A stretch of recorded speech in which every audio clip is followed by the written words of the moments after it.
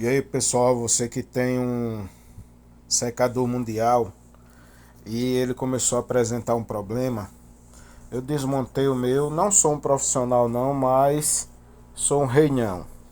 Desmontei o meu aqui de casa porque tava fazendo um barulho.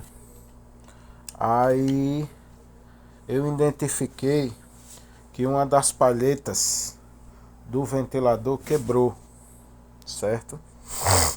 Palhetazinha do ventilador. E ele não desmonta.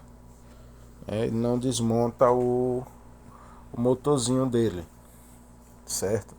Aí tava uma palheta quebrada e tava fazendo bastante barulho, né? Vou mostrar aqui. Ainda essa palheta quebrou.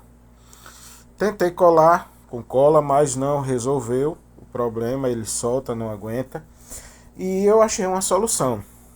Como tinha uma palheta quebrada, vejam aqui, essa daqui tava quebrada e a outra tava boa.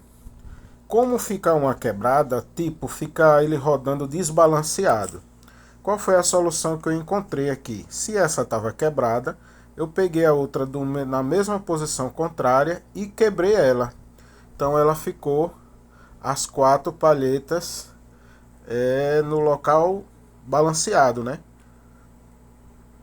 E isso resolveu o problema. Coloquei aqui para funcionar, parou o barulho e está funcionando normal. Porque você não consegue trocar, porque é tudo soldado aqui dentro. Você não consegue soltar, trocar essa peça.